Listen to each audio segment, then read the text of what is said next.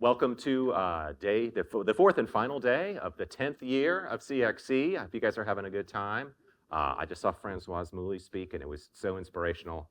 Now I'm just like, I want to talk about comics and art, and then I want to go draw stuff. This is a panel on colored pencil comics. I'm very excited about this panel because you've probably been to a few panels at the show so far.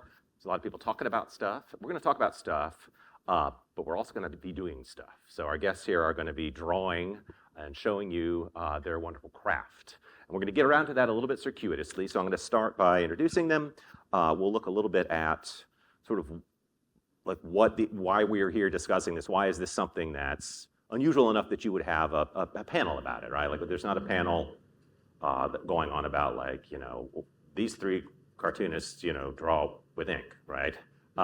So we're going to circuitously kind of get around to that. I'm going to ask our guests a few questions about their craft and how they got into this particular mode of drawing, and then we're going to get them to come over here and show us how they do it. So first of all, I'll start all the way over here. We have Mel Gillman. In addition to, oh, hold on, I need to use my clicky thing. There we go. Mel is an established cartoonist, and in addition to their fairly impressive comics output, and I just picked three that are the most well-known, they're also the chair of comics at the California College of the Arts. A relatively new thing. So congratulations on that. And then we have over here, we have Léonie Bischoff, who some of you may have seen yesterday, did a fantastic panel with Maggie Flynn from OSU. She's been kind enough to join us again for a little more nuts and bolts discussion of craft. And Léonie has also done a whole lot of stuff. She's come all the way from Brussels, Belgium. She is a prolific cartoonist, and she's an Angoulême Prize winner. And if you don't know what Angoulême is, it's probably the most prestigious comics festival in the world. It takes place in France. Of these books that we're looking at here, though, we are going to focus primarily on this one, not because the others aren't good, but because this is the one that happens to be A, in colored pencil, and it's also B, in English translation, and available, if you want to get it, at the Fanagraphics table upstairs. And if you're interested in any of Mel's stuff, Mel is at number 27, table 27 upstairs. Let's back up a little bit before we kind of get them drawing. And if you're kind of a comics person, right, you're probably familiar with this little phrase, maybe this little image of Scott McCloud, right, from Understanding Comics. And he's got this thing, and people, particularly people in academia, of whom I'm one, sort of bicker and discuss this thing sort of ad nauseum. But the fact is that when this is a definition of comics, supposedly, right? Juxtaposed pictorial and other images in a deliberate sequence, right? And people talk about it even though it's wrong, right? Family Circus is a comic, right? Like the ceiling of the Sistine Chapel is clearly not a comic, but it's interesting to discuss. But the fact is that when most people, if they say you show them something, and like a lay person who's not some comics nerd like me looks at it and they go, "Oh, that looks like a cartoon," or like that looks like a comic. That's not because they're going, "Oh, those are juxtaposed pictorial and other images in a deliberate sequence," right? What they're responding to basically is a mode of drawing, right? They're responding to the content, not the form, right? So, if you were to show somebody, this, they would say, "Oh, that looks like a comic." Whereas if you showed them this, they'd say, "Well, that's not a comic, right? That's clearly a painting, right?" And what people are responding to, right, is not this long convoluted definition. It's this way of drawing with black outlines, right? They use these black outlines to describe, which tells your eye that this is a woman, and then this is stuff behind her, right? Whereas when we look at a painting, what you're kind of seeing is a more sort of realistic depiction of how we perceive things, right? And you're perceiving the foreground and background because of things like value differential and warm versus cool temperature and stuff like that, right? And the thing is that we still, if you walk upstairs and like walk around the floor, most of the comics that you see are kind of going to look like that, right? They may have color added after the fact, but they're kind of going to look like that. But the fact is that that style of drawing with black outlines that we all associate with comics, at this point is really kind of a sort of combination of tradition and just sort of a relic of printing problems that we no longer have, right? So, you know, part of the reason that comics sort of have that black outline is in some ways to compensate for sort of how poorly comics used to be printed, right? And you can see in this image that the color looks a little weird. That's called off-register. This means the actual physical plates that have the ink on it just didn't align very well because, you know, there's just comics and who cares, right? Right? But that's where that style of drawing comes from. And then if you wanted to go further back, it comes from things like chemical etching, which is where, you know, the style of drawing originated. But again, you know, and you see, if you just kind of look around, you see that that's still the way that a lot of stuff is drawn. Predominantly comics look like this, right? It's Wilbur. Everyone hates Wilbur. It's my favorite panel from Monica by Dan Clowes. I don't know what that guy is, but I love him. But the fact is that these days, you know, we don't, you can fairly cheaply print stuff that looks good, right? So there's really no reason that every comic has to have these black outlines on them. And when you think about it, it's sort of really, you know, when you see something that's not drawn that way, you think, well, that's kind of weird. Like, why does this comic look like that? But if you think about it, what's actually weird is drawing stuff with black outlines, right? Because you can look around you, people are not delineated by black outlines, right? So, and some people, some cartoonists have figured that out and will draw with other media. And it, you know, and it opens up this whole other world of visual style, right? So on the left, this is an Italian artist who draws in primarily graphite and charcoal. This is an artist from Chicago named Emil Ferris who draws in ballpoint pen. This is Alex Ross who does acrylic and gouache paintings. So, you know, this is a style that's kind of, again, that we're just sort of holding on to because of tradition, and maybe we like it kind of aesthetically, but it's certainly not any way, it's not necessarily the way that you have to make comics, right? Which is to loop back around, which is why we're here, right? Because these are two artists in front of us who have adopted colored pencil as a means of cartooning, rather than using this sort of black outline with ink and then, you know, digitally coloring in the background. So this is still kind of viewed as sort of an unconventional means of drawing comics, and it, I imagine, would present some unconventional challenges. So we're going to ask them a little bit just to kind of how they got here, and then maybe we'll get them to draw a little bit, and then we'll do a Q&A. So I wanted to start by asking each of you how you came to this somewhat unconventional medium. And I'm going to start with Léonie, because you two guys are a little different in that, Léonie, you don't exclusively draw in this style with this particular tool. This, as far as I know, is your one book that's drawn like this. And your other books tend to be sort of more kind of based with that conventional kind of ink outline. So why did you choose, or how did you come about adopting this tool for this particular book, and why? Yeah, so my other books are more classically looking, but it's not actually ink. I am really not good with ink or liquid techniques. So I've always liked to draw with pencils, charcoal, graphite, things like that.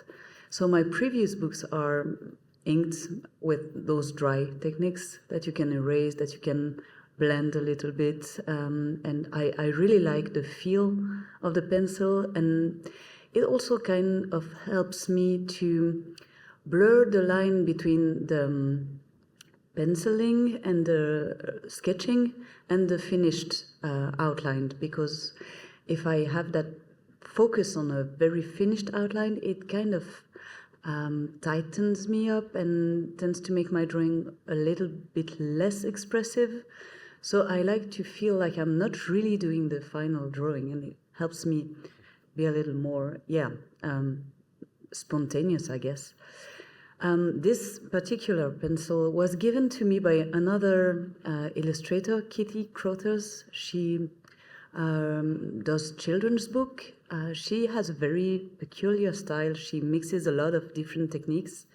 And we have a common friend. I was invited to a party.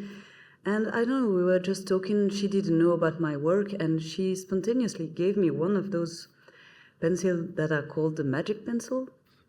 And you can later come by and take a look at the, I don't even know the word for the end. The lead. The lead. The lead is actually made of the 3 primary colors in very small shards. It's not the traditional ones are each color in its row, and you have to turn the pencil as it goes. This one, it's very little bits that are intermingling. So she, I don't know why, gave me one and told me, you should try this.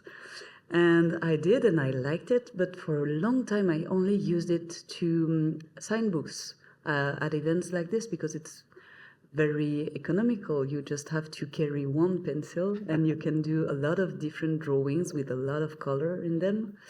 So yeah, book signing and sketching was the 2 things I used that for.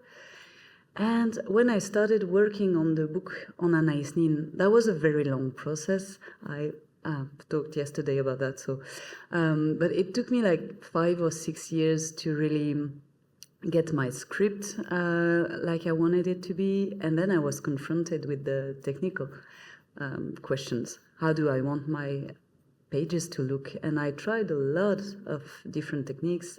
I even tried going back to liquid techniques like Indian ink, things like that. But never, it was never really the right feeling. I tried gouache also. I really love gouache. And then people from the workplace, the studio where I work at, told me, why don't you try with your magic pencils? And yeah, I had not even thought about it. It was really like this eureka moment, like, okay, now I've got it. And I went to my publisher I did like 3 pages, and they were also very, very convinced. And it was the first time I saw them. It was the 5th book I did with them. It was the first time I saw the whole team have that, like, oh, wow, expression. And that was very encouraging. So yeah, that's how I came to work with those. So it was just sort of you happened to be interested in this tool at the same time you had an opportunity to work on this book, and it was just a while before you had this eureka moment that why don't I do the 2 things together? Yeah, and it took community for me to figure that out. First to get to know the pen, and then to get to think to use it for making real pages. The thing is, we were talking about printing processes and also scanning, because before you print, you have to scan the pages. And I never thought that those pencils would be, would let themselves be scanned or printed. So we had to try that out, and it actually worked.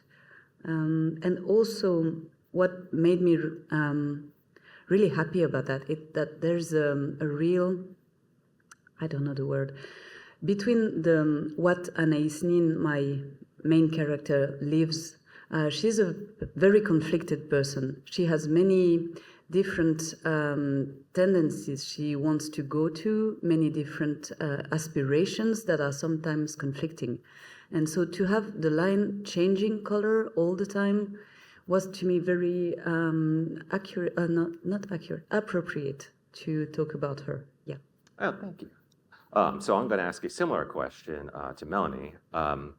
So you're kind of a different situation, which is, as far as I know, and now I may be missing some things, pretty much all of your work is colored pencil. So this isn't sort of a particular dalliance just for a single work.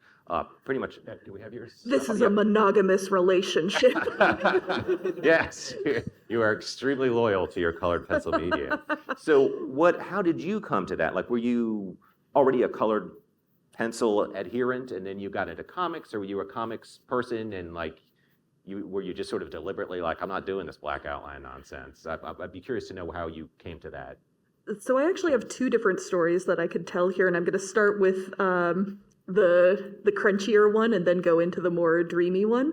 The crunchier story is that I grew up in very unusual circumstances where my mom was actually a colored pencil fine artist when I was growing up. And don't take that to mean like, wow, a fancy person in gallery showings, more like a working class person who is very dedicated to this artistic practice and is doing it for zero money my entire growing up life.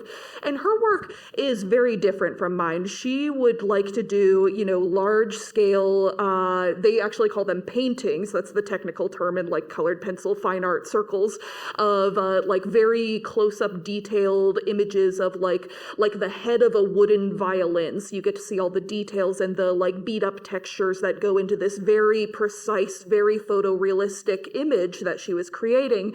So what I had access to as like a tiny child is basically a parent who was doing these incredible pieces in front of me that kind of showed me what the range of possibilities were with colored pencil, and also a way to kind of recognize the fine art tactics that fine artists are bringing to this medium that are things that you oftentimes don't actually learn in art school, at least in the US. In the US, when you're given colored pencils as a kid, you're given that like pack of rose art pencils or like Crayolas or like Prismacolors at best. And you're kind of just told like, hey, color with them as if they were crayons, and that's kind of all you get out of it. But there's a whole like language of tools and approaches that fine artists have when they are using this medium. And those are things that I was able to learn kind of by osmosis by being raised by a woman who was, on her nights and weekends, had a big drawing easel set up and was working on these giant pieces. It also meant that I could steal professional grade colored pencils from her, which also was a big advantage. So that's one. You could say it's in my blood somewhere, and I had an inroad into the fine arts side of colored pencils that most people never get to see that side of it. The other answer is that so colored pencil, it really isn't a medium for everybody. I'm not an evangelist for this medium. It's not something where I'm like, everyone should color in colored pencils. I think that this medium is very slow and very process oriented and very deliberate, especially in the approach that I am taking to it. So if your brain, you are a very like slow and process oriented and very like focused and like a personality type person, this is a medium that can fit the way that your brain works and the way that you want to approach art making. So it's like the medium fits the weird messed up way that the goo up here is structured. And if you are not that type of person, you're gonna hate this.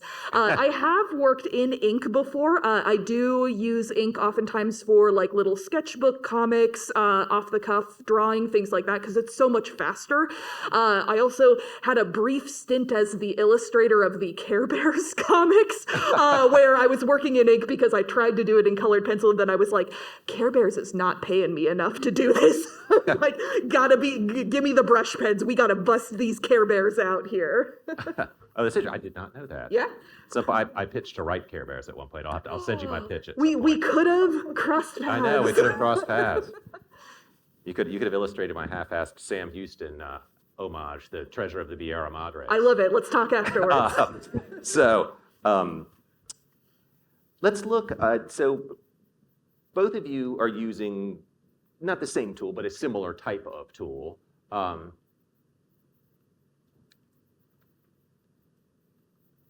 Hello.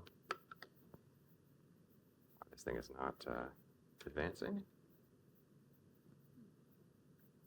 We just really get to soak in these 2 pages up here. Yeah, I don't know why it's advancing on the thing, but it's not advancing on the screen. Give me one sec to figure out what the heck is going on here. Now I don't have a cursor. Is it the moment where we get to call out? There we go. Okay. I don't know what was going on, but yeah, so you guys are using similar tools, but very, very different looks, as you could see on the previous slide, which we got to look at for a very long time. So I was curious, we can investigate a little bit like kind of how you get those such different looks with similar tools. So this is obviously Léonie's stuff. And so one thing that I noticed is that like in this book, almost everything seems to be coming from the sort of area of the color wheel that's sort of between sort of blue and red, right? So you get blue and red, and then you get various violets and purples and things in between there. Is that a deliberate choice? Is that like a function of the actual magic pencil? And is that something like, to what degree can you control that? Yeah. And to what degree is there an element of randomness to it? There's a huge element of randomness. Like I said, the pencil itself contains the 3 primary colors. The yellow tends to disappear a little bit when Yeah. the page is scanned. But also, I cheat afterwards. when the page is done and I have scanned it, depending on the sequence, depending on the mood of the sequence, I will alter the hue on Photoshop. So I do really like the purple, lilac, also teal tone. So I will deliberately change that a little bit. On certain sequence, I also tone all the contrasts down so that it tends to be more grayish to give like a duller feeling. On other, I will boost the the saturation. Also, one thing that I really love with these pencils is that it gives me a very natural way to alternate between line. Like sometimes I just use it like I'm tracing lines, and I can immediately blend into coloring and having textures and having, spots that are completely covered. Most of the time, I keep a lot of the paper white, but like this is page 2 of the book, and it's a very heavy sequence. I opened the book with a pretty intense storm at sea, shipwrecking. So almost no white is left on the page. Yeah, so, it's not, I guess I picked a not entirely typical page. Maybe if you give me a second, I will. It's a page that I like a lot. I spend a lot of time, like you said, pencil is very long. It requires a lot of patience, and it's almost hypnotic at times, and that's something that I like a lot. Yes. Getting into the rhythm of the movements, and especially with the hair. When my character has this like second side of her, like it's a metaphor for her diary that she talks to, and that side of her is not constrained by societal expectations. So I symbolize that by having her hair flow all around her, and I took so much time, like because if you color, I will show later when we do the demo. But if you just go to color, it all blends and gets grayish and kind of not interesting. So you really have to go stroke by stroke with a precise movement. And yeah, it takes forever, but at the same time, it's a step of the process where you can listen to books, to podcasts, and it's so nice to just be, feeling it and So this just, as she was talking about, I guess I picked a couple of pages that are maybe not typical. I picked ones probably had the most possible colored pencil on the page. This is a more typical page from the book, and you can see what she's talking about. There's a lot of white space. You know? Yeah, and on this one, I think it's the original color. Maybe I took out a little bit of the blue to have more warm tones. And so just one kind of follow-up question. Let me get that guy back up there. There we go. So for something like this really beautiful effect in, I have a pointy thing, hold on. In this down here in this panel, we can see that the main character is in the foreground, and then Henry here is in the background. And one way that our eye perceives that is because this character has so much more contrast. I mean, the value, these very, very dark values, and then the very light values of the light shining here, versus this stuff is perceived to be in the background because it's all these sort of middle values. Yeah. Is that something you're getting, is that a function of your hand pressure, or is that a function of your color choices, or both? Or it's something digital after the fact? No, it's this page looks almost exactly like it looks on paper, except for the bubbles and the text. So yeah, it's pressure, and it's also like tiny, very regular strokes on Henry and on the garden gate. And on June, it's, much more pressure. And also I have a second tool, which is this very dark purple that I use to do the shadows and kind of, And sometimes, rarely, but like on the rocks also on this page, it's almost only done with this. So yeah, I don't only use that. Yeah. Gotcha. Okay. And just as an aside, for any of you in the audience who are like, "Wow, this thing looks amazing. I want to go buy it, but I don't speak French." This is just because this is from my copy. The Fantagraphics one is in English, so if you want to buy one, you don't need to know French to read it. Let me ask essentially a similar question to Melanie, which again, like similar tool but very, very different look. One thing that I noticed about your work is that, unlike this Léonie's work that's starting with these three primary colors, you use a full range of colors. I imagine you got one of those very fancy, metal things of every conceivable color of colored pencil. But I kind of also noticed that, like particularly in your work that's episodic, like this is your most recent thing, right? Yeah, most recent published graphic novel. So this is their most recent book, and it's a collection of sort of smaller stories. And although we took the book as a whole, there's all kinds of different colors in it. Each story seems to have its own sort of fairly constrained color palette. So like, I'm wondering like how deliberate is that? Like how do you come up with it? How do you decide on those particular what range you're going to use? And then just technically if there's anything to executing it. So I picked these examples because this seems to have kind of a very pronounced sort of green, brown, yellow, and then this obviously is sort of a blue, purple, red kind of thing. So what are your, I'd be interested both in your decision process about that and then also just any kind of technique about how you go about doing that.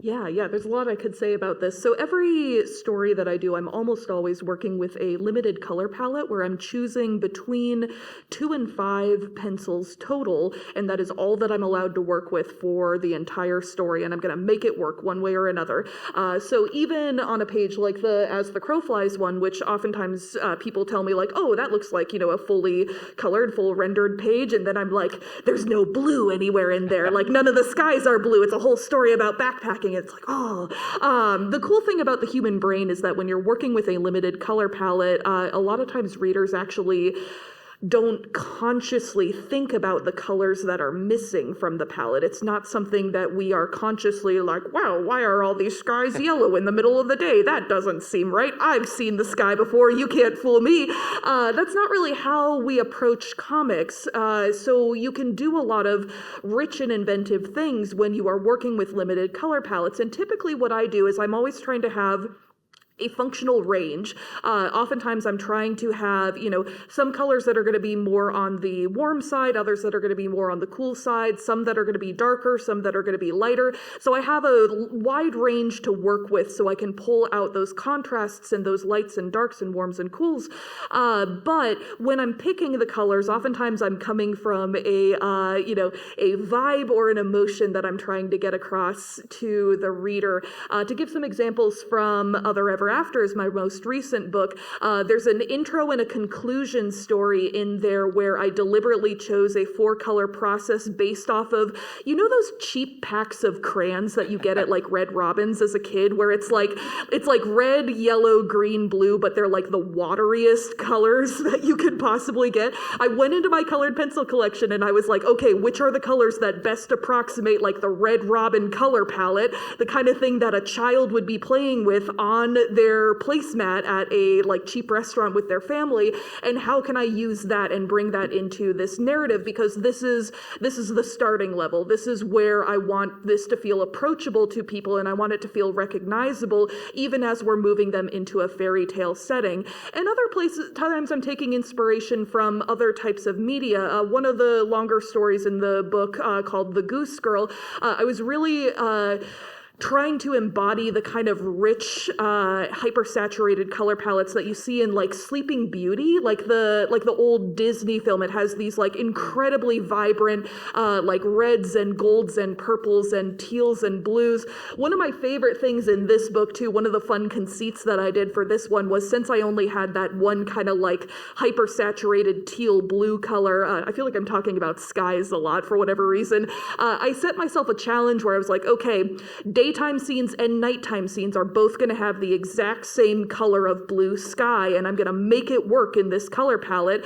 And it does work as long as you're paying attention to the contrasts and the way that you are utilizing those colors in the language of that story. So there's fun, creative things you can do with limited color palettes, and it also prevents you from trying to be a little bit too married to realism. And again, we're making comics, so we're allowed to have an artistic approach to the way that we are using colors on the page. We are allowed to use them in order to tell our story, to create a sense of place, of mood, of temperature, of all these different things. And that's oftentimes easier to do when we are limiting ourselves to a very specific set of colors. So my practical advice, again, putting on my teacher hat for a moment for all of you in the room, when you're thinking about color palettes and thinking about limited color palettes, give yourself that range, but limit yourself, and also give yourself weird challenges. Like, what happens if you're not allowed to use blue on a page? What happens if you only get 2 colors? What happens if you pick like the 2 weirdest, ugliest colors in your pencil set and you're like, all right, these are my colors and I'm gonna make them work together one way or another. Like, show me your, I don't know, like puke green and hot pink color palette. Give yourself little challenges like that, and that is how you learn, in my opinion. Great, thank you. And I was kind of gratified to hear you mention Disney, because I remember looking at this story and particularly this page and thinking, man, that looks like a Mary Blair. Mm-hmm. Yes. Yeah, it's like that looks like Mary Blair's color palette. So Yeah. Mary Blair was a color genius who worked at Disney back in its sort of classic era. So at this point, I want to make sure that we have a few minutes for Q&A, and so I'd like to maybe ask them to come and actually draw. And so rather than talking, which we're sort of getting into the like dancing about architecture realm at this point, maybe would you guys be so kind as to just show us a little demo of how you utilize this interesting and unusual comics making tool? And if you're doing anything interesting, feel free to narrate. Okay. And then do just keep in mind that because of my weird document, Yes. only stuff above the fluorescent line will show up. No problem. So yeah, I don't know if I mentioned that I start with this no photo blue pencil, like a lot of people. So that's the best way for me to just start the drawing. It's very easy. I don't know if you're gonna see anything actually, because the purpose of this pencil is to blend in and disappear as I go. So that's just to get the proportions and the outlines right. I don't know, maybe you should ask me something while I draw. And I will comment what I do whenever I change the steps, but right now I'm just going to do the blue for a little while. For what it's worth, the non-photo blue is another example of a sort of cartoonist tradition that comes out of printing technology that really doesn't matter anymore, but it's just something that people do for aesthetic reasons. So non-photo blue was a particular shade of blue that would not show up when an image was photostated, which is the way they used to reproduce. Before digital, you would actually use a chemical film camera to shoot an image and then etch it onto a plate to print. And this particular color of blue would not show up. And so cartoonists would start to use it as a way to underdraw, to do a first quick drawing. And then, because they know that they could then draw on top of it, and then when they shot a photostat of it, the blue wouldn't show up. And that's why, for example, if you're somewhere seeing original art, a lot of times you'll see that blue under there, and there'll be, sometimes it's an underdrawing, and sometimes it'll be like, Stan Lee being like, more webs here, please, So that's what you see. And you see it in advertising art too, where people do paste ups and stuff, and they'll leave notes for the photographer and things. Okay, so once I have my sketch, let's say, I will take the magic pencil, and I usually start either with the eye or with the ear. I don't know why. I like starting with the ear. And that's where it's completely out of control. I don't know, when I first put it to the page, even if I look at the nib, I have no idea which color is gonna go first.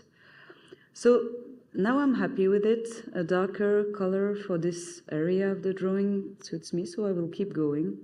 I usually have a piece of paper on the side, and I will go and like unsharpen the nib on it, it doesn't give me a color that I want, or I have several of them and I will change if the color does not suit me. Like this yellow right here, I'm not super happy about it, but that's okay. So in your I talk will leave yesterday, it. you were talking about what a control freak you are about your Yeah. coloring and how you were, had difficulties with people coloring your work. How do Yes. you deal with this? It's very different There's because so much randomness. yeah. But I think it helps me step away from perfectionism, and also it's really not the same having the color in the line compared to having a drawing being colored. I think when you do traditional comic books coloring, it's super important to get, like you were saying, there's a limited color palette is always best in my taste. And when I had to give over the coloring to someone else, that was very not much their approach. And yeah, when I do my own coloring, I also tend to do too much and to have a lot of I have a hard time restraining myself from using all the colors, and especially since I do most of the coloring on computer, you have all the colors. So yeah, using this tool is also a way for me to not be able to, like, I mean, I have all the colors since the primary colors make them all, but I don't have like the 120 box of pencils that I own and that I love, but that I don't know how to use. I need to come to your class. Yeah, I think as anyone who was reading comics when digital coloring first became a thing, if you've read a lot of like image comics from the early 2000s, you probably will confirm what she's saying, which is that sometimes having too many colors at your disposal is a bad thing. And just because you can do things doesn't mean you should. Yeah, sure. And there's a second step. Once you've done all the colors on your pages and it looks like you were talking about puke, it kind of looks like puke. But then you can start to play with hues and saturation and add layers to try to make your puke look more appealing. And it's another whole rabbit hole, and you can spend nights and just fussing around the different and comes morning, you can't see any colors anymore, you don't know what you're doing, and you have to start all over again. I need to get better at it. I kind of hate digital coloring, but at the same time I see people doing such amazing things with it, and I really need to find another way to practice it, because for now it's really not satisfying for me. Would you be able? Are you someone who can talk while you are drawing? Kind of. If I had someone, could you answer a question while you were? Yeah, I think so. I will try. I just thought to maximize our time. Yeah. We got about 10 minutes left. I think we can change places. Okay, you want to? Because you've seen the technique now, Okay. It's okay. And I can finish the drawing on the side. Oh, perfect. While, yeah, there's a fresh sheet of paper. All right. So, would you rather talk while you do your demo? I think either way is fine. Okay. Yeah, maybe explain. Yeah. All right, I brought something a little bit different with me. So I have, and you can come see these more closely after the panel if you would like to. I have a finished page of originals on me. I'll put it down here so we can see a little bit of this. For people who know my work and follow me online, you probably remember that I always have like a fucked up lesbian horror romance that I'm working on every year for 24-hour comic day. So you're getting spoilers for that here.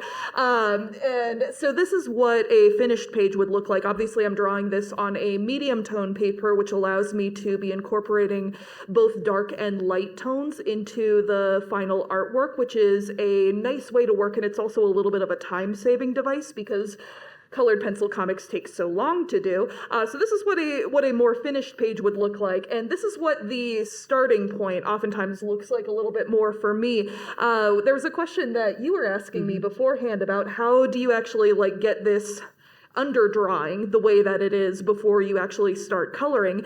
And I'm going to recommend one very specific tool for you. It's this guy right here. This is a little clickable eraser that's made by one and only one company, Tombow.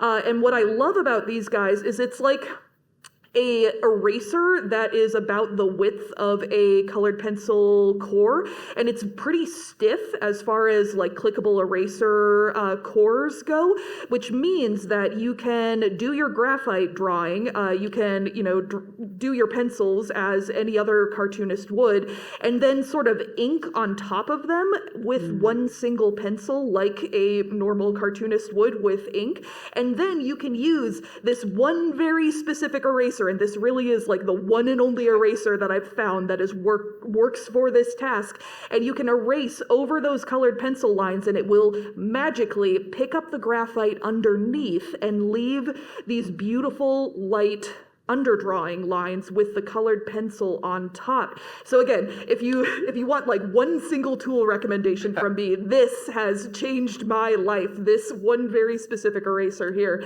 So I'm going to sit here and color like one particular panel and try to show you at least a couple minutes worth of what I would do in a normal process here. Again, I'm working with, in this case, 5 colors, but like one of them is a white colored pencil, if that one counts. And again, I'm doing that deliberately because I want to make sure that there is a sense of color unity on the page, and I'm using color thematically. In this case, this is a story which is taking place in a kind of rustic medieval horror environment, but it's also a romance story. So I've got, some hyper-saturated pinks that I'm going to be pulling in there to, really give us that like delicious, sexy, sapphic vibe here. But most of the other colors are like very, kind of bleak and woodlandsy, got a lot of shades of brown and some grays, and the brown of the page and the white that I'll be using.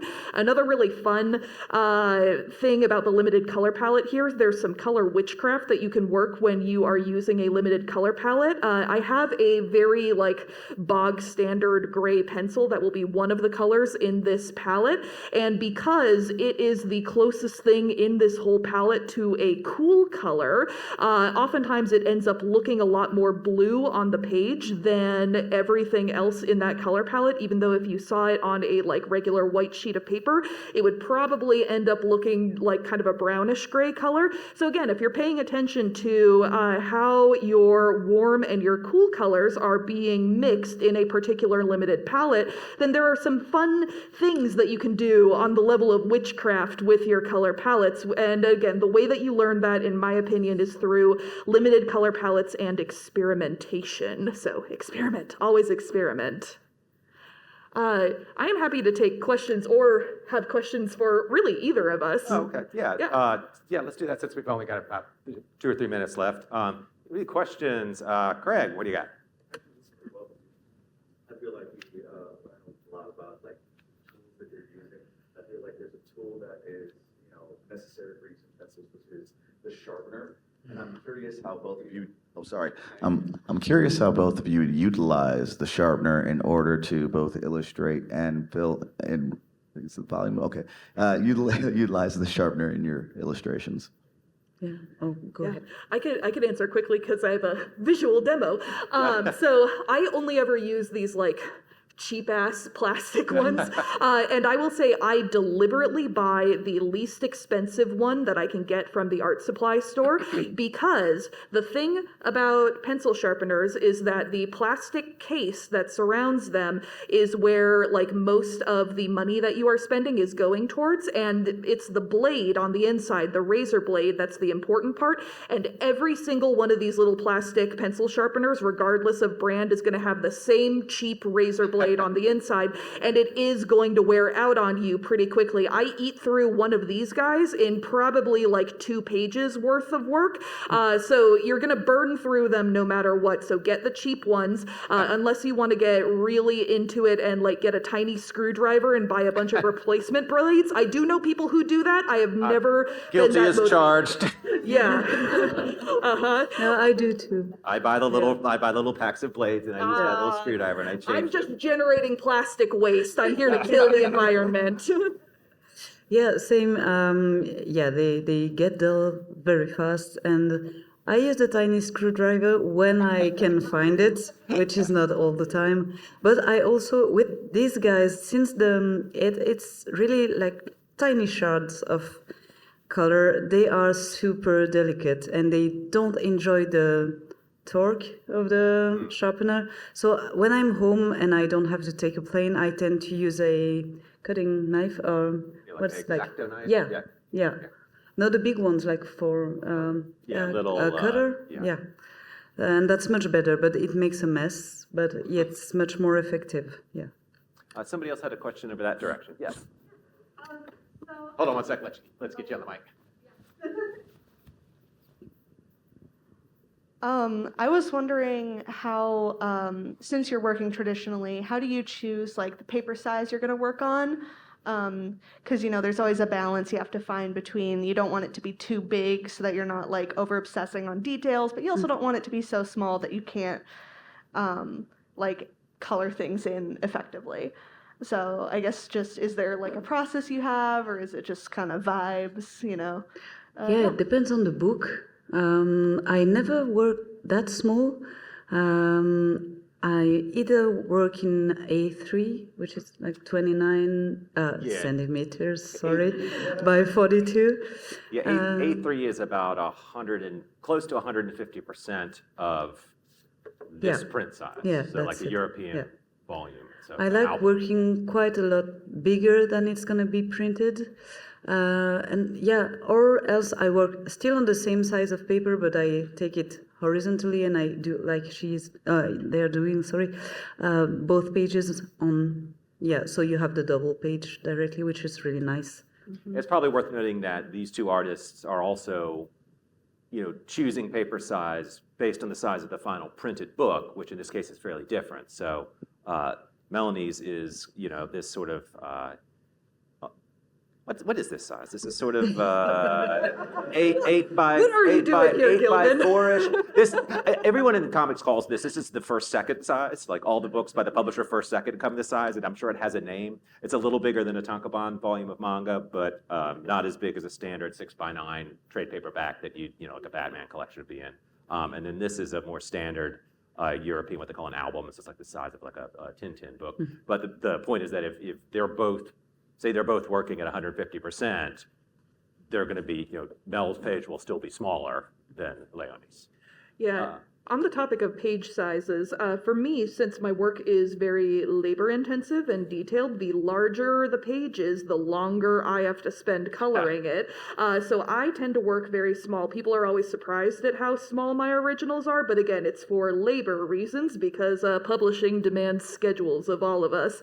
I have a funny story about the page dimensions in Other Ever Afters too. You're almost at 100%. But if we open the book, look at these square ass pages in here. The story behind that is, so again, these are stories that came out of 24-hour comic book day, which is a challenge where you're supposed to draw 24 pages in 24 hours. And obviously I am cheating publicly right in front of you right now. But one of the ways in which I cheated was by doing these square pages. This is the very first story that I did back in 2016. And again, this was, years before the thought of a book ever existing was a thing. So I was like, yeah, square pages sound great. And then I can turn it into a little mini comic. Square pages are really nice for mini comics because if you print them on 11 by 17, you can cut them into thirds and that makes a perfect little square book and it's delightful. But that turned into a problem when years and years later, Random House approached me and was like, we love these stories. Can we turn it into a graphic novel? And I'm like, how do you feel about squares? And they're like, we don't like squares, unfortunately. And you know what saved me?